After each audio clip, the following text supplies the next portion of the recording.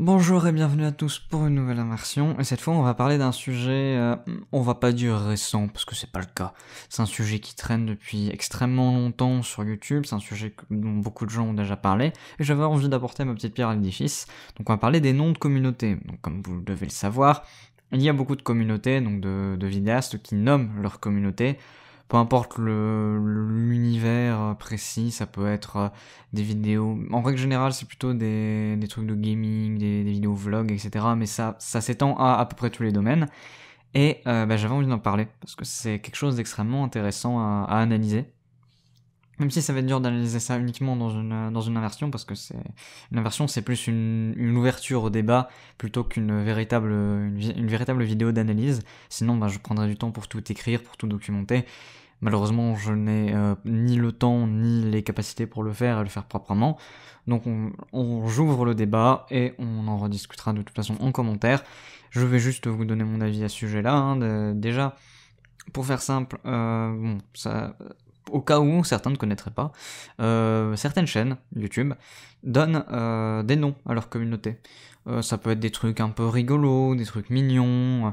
Ça dépend vraiment de la communauté, de la personne qui est le centre de cette communauté, enfin le centre entre guillemets, le vidéaste en question.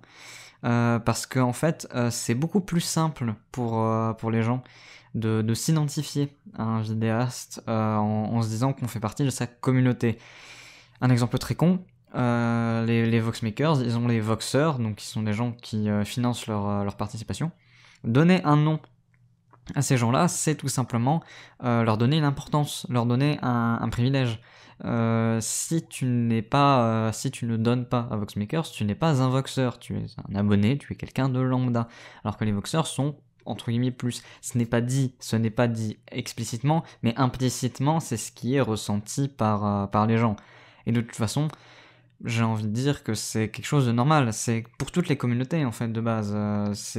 Tu te définis par beaucoup de gens se définissent en tout cas par les communautés dans lesquelles ils sont, que ce soit dû à ta sexualité, dû à ce que tu aimes faire, ta faculté, ta ville, ton pays. C'est quelque chose de normal de se définir par les communautés qui nous entourent, qui nous composent, parce qu'au final, on est un peu que le résultat d'un mélange de ces communautés.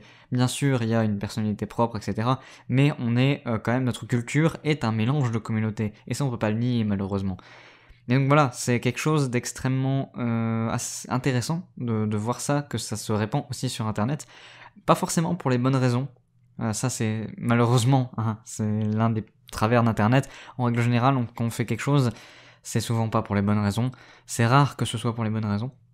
Et donc, il y a de plus en plus de chaînes qui utilisent ce genre de procédé, que ce soit de donner un nom par rapport à un animal, de donner un nom par rapport à un lien quelconque avec la chaîne, des exemples à la con, j'ai pas vraiment d'exemple en tête non justifié entre guillemets. Ça sert à solidifier en fait, à unifier les gens qui regardent les vidéos en se disant que si tu regardes mes vidéos et que tu es abonné à ma chaîne, tu fais partie d'un large groupe de gens qui aiment mes vidéos, qui sont abonnés à ma chaîne, et donc vous avez peut-être des points communs, vous pouvez discuter, etc. Donc c'est en fait tout simplement dire de bourrer, enfin de lier les individus les uns aux autres pour qu'ils restent aussi attachés au personnage du vidéaste. Et pas uniquement pour dire de se faire des amis. Sinon ce serait beaucoup trop beau, ce serait un monde beaucoup trop merveilleux pour Internet.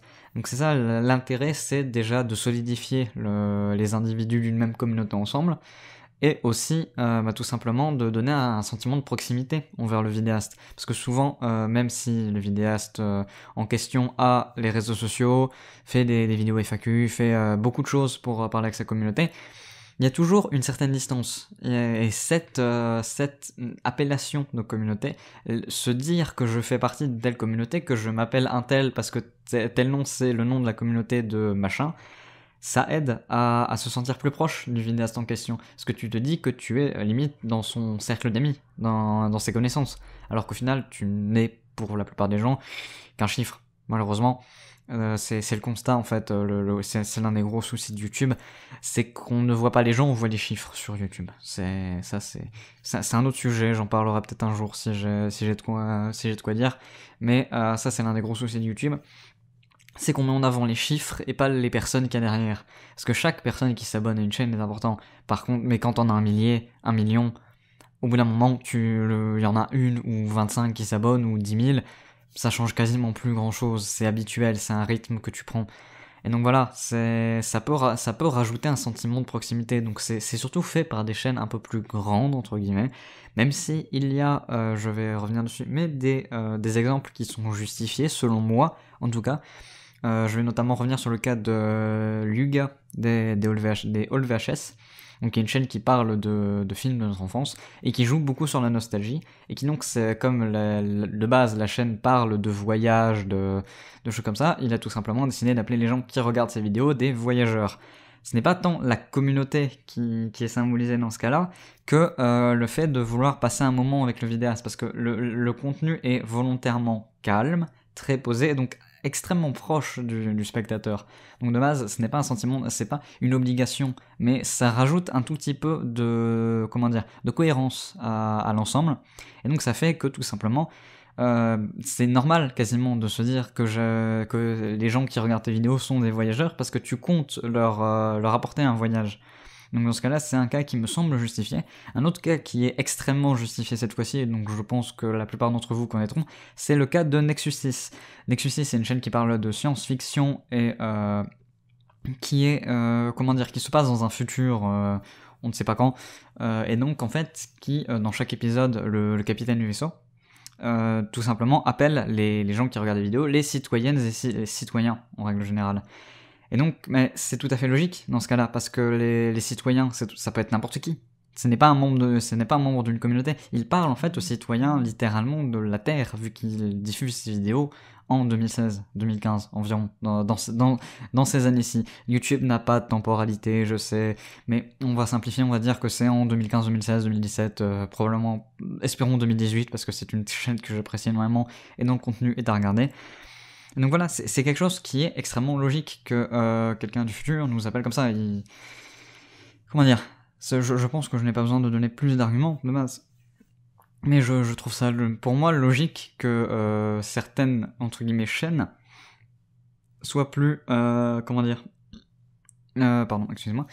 plus aptes à utiliser un terme précis pour désigner les gens qui regardent leur contenu, et pas simplement parce que ça fait bien, ça fait qu'on est une grande famille, ça fait que tout le monde y s'aime, tout le monde il est joli, tout le monde il est beau. Non, tout le monde n'est pas joli, tout le monde n'est pas beau, tout le monde ne s'aime pas sur YouTube, sinon ce serait beaucoup trop simple et il n'y aurait pas autant de drama actuellement. Donc voilà, c'est quelque chose d'extrêmement justifié pour moi pour certains. Mais à côté, il y a par exemple, je pense que c'est Codemu qui a nommé sa communauté les Muphiles, ou je pense que c'est quelque chose comme ça. Et je trouve ça bizarre, parce qu'en fait, le contenu de Codemu est un contenu extrêmement scientifique, et vouloir rassembler comme ça sa communauté, je trouve que c'est quelque chose d'extrêmement spécial en fait. Ça me semble un peu dissonant avec ce qu'il souhaite faire, parce que très peu de chaînes de vulgarisation, très peu de chaînes dites scientifiques forment des communautés et appellent ces communautés, tout simplement parce qu'il n'y a pas vraiment d'intérêt à faire ça. Ce sont des vidéos qui ont un intérêt autre que juste réunir des gens, et que là, pour moi, Codemu prend, à partir du moment où il nomme sa communauté, un chemin différent de la plupart des autres vulgarisateurs, pour partir avec quelque chose de plus personnel, entre guillemets, même si ces vidéos restent toujours très, très intéressantes à suivre. Le fait qu'il parte sur des concepts qui se rapprochent, entre guillemets, de plus en plus ses abonnés de lui, fait croire qu'il souhaite ça, et que nommer sa communauté n'a été qu'un raisonnement logique, au final, de sa construction. Je vais pas analyser plus profondément ici le cas de Codemu, parce que simplement je ne me suis pas préparé, là je sors tout ce que je dis un peu comme ça au pif, j'ai pas vraiment révisé actuellement, je ne révise pas YouTube en règle générale, Et quand j'écris tout simplement, quand j'enregistre une inversion, je n'ai quasiment rien d'écrit. Donc actuellement, la plupart de trucs que je dis, c'est totalement improvisé. Les exemples qui me viennent sont totalement improvisés. Et donc je ne pourrais pas vous sortir les cas précis de certains trucs, de certains moments, de ah oui, il y a la vidéo de machin qui est sortie à telle minute, tel jour, telle année, qui parle de tel truc à telle minute. Non, ça ce serait mentir que de pouvoir dire que je suis capable de faire ça. Et donc voilà, je ne vais pas m'attarder plus longtemps sur le cas de Codemu, et donc revenir tout simplement sur le fait que de base, si une chaîne nomme une communauté, nomme sa communauté, faites attention. En règle générale, je ne dis pas que les intentions sont forcément mauvaises, mais si pour vous ça sonne un peu incohérent avec le discours habituel du vidéaste, incohérent avec le contenu qui est produit, posez-vous la question, il doit y avoir quelque chose. YouTube, c'est pas tout blanc, tout noir, en règle générale, c'est une grosse nuance de gris, il y a des gens qui sont plus sombres, des gens qui sont plus clairs. Donc il faut toujours se remettre YouTube en question, remettre ce qu'on regarde en question, et ça c'est quelque chose d'extrêmement important que je vous souhaite de faire le plus souvent possible, même sur les contenus qui vous plaisent, de base, parce que tout simplement, tout peut évoluer, les vidéastes ne sont pas gardés de continuer à avoir la même qualité, ne sont pas obligés de parler du même contenu, et donc les mentalités même des vidéastes peuvent changer au fil des années.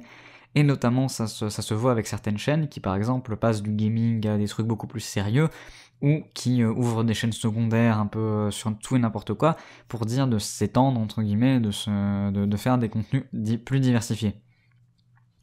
Et que, en règle générale, quand on nomme une communauté, c'est souvent pour dire d'essayer de se rapprocher de sa communauté et donc d'essayer de créer une fanbase. Je vais utiliser ce terme-là, même si ce terme-là ne me plaît pas, parce que c'est le seul qui me vient actuellement à l'esprit pour dire de bien expliquer ce que je dis.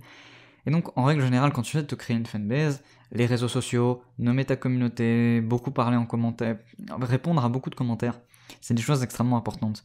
Mais ce n'est pas forcément le but de tout le monde. Il y a des gens qui nomment simplement leur communauté parce que c'est des gens avec qui ils parlent souvent, avec qui ils discutent souvent sur les réseaux sociaux, avec qui justement ils parlent beaucoup en commentaire. Et le truc c'est que voilà, il faut analyser ça cas par cas. Je ne peux pas vous donner un chemin, des étapes à suivre pour deviner comment tout simplement catégoriser tel vidéaste dans quelle partie. Ce serait mentir. Chaque vidéaste est différent des autres, chaque vidéaste a des mentalités et des objectifs différents de son voisin, donc on ne peut pas, même deux vidéastes qui feraient du contenu quasiment identique n'ont pas forcément les mêmes raisons de le faire. Et ça, malheureusement, c'est normal, parce que chacun est différent, et c'est ça qui rend YouTube beau, c'est ça qui rend YouTube diversifié. Et donc c'est pour ça que c'est à analyser au cas par cas. Donc toutes les vidéos que je fais, peu importe le sujet, quand ça concerne YouTube, c'est toujours du cas par cas. C'est pour ça que je prends des exemples en règle générale et que j'aurais du mal à faire de la critique pure, parce que il n'y a pas réellement... C'est possible de critiquer YouTube de façon totalement objective sans utiliser d'exemples précis, uniquement partant de faits. Mais c'est pas quelque chose que j'ai l'habitude et la facilité de faire, donc notamment le faire en oral, en full bas les couilles comme ça, comme je le fais actuellement, ce serait pas du tout possible. Mais c'est un truc qui demande du temps et du travail, donc ça, il faut faire attention à ce qu'on regarde sur YouTube, et aussi se dire que chacun est différent, et donc on ne peut pas forcément regarder... regarder les gens de la même manière. On ne peut pas utiliser le même regard sur tout le monde, parce qu'il y a des gens qui n'auront pas les mêmes motivations que d'autres, tout simplement. Il y a des gens qui souhaitent vivre de YouTube, par exemple, et il y en a qui souhaitent juste faire des vidéos pour s'amuser, pour déconner entre amis, et pour faire kiffer le plus de gens possible. Et puis c'est tout. Ah, donc voilà, je me suis un peu éloigné de mon sujet, donc je vais m'arrêter là avant de partir un peu plus en couille. Donc j'espère que cette inversion vous a plu. J'essaye vraiment d'en faire de plus en plus en ce moment, histoire de moi-même m'obliger, entre guillemets, à tourner, m'obliger à enregistrer, et aussi à faire en sorte que ça devienne de plus en plus naturel pour moi, de tout simplement continuer à faire des inversions. Comme ça, j'espère réussir à choper un rythme qui soit intéressant, à faire en sorte que ma voix soit plus éligible, et j'essaye de parler moins vite, mais ça aura du mal, il faudra encore plusieurs épisodes avant que je me calme. Mais j'espère en tout cas que cette vidéo vous a plu. Si c'est le cas, n'hésitez pas comme d'habitude à vous abonner si c'est pas déjà fait, à mettre un pouce vers le haut si ça vous a plu, un pouce vers le bas si ça vous a pas plu, à partager, Partagez, surtout partagez, parce que c'est comme ça que ma chaîne se fait connaître. Hein, c'est comme ça que vous pouvez faire avancer YouTube. Donc moi je vous dis à bientôt pour normalement un nouveau T'en penses quoi. Allez, à plus.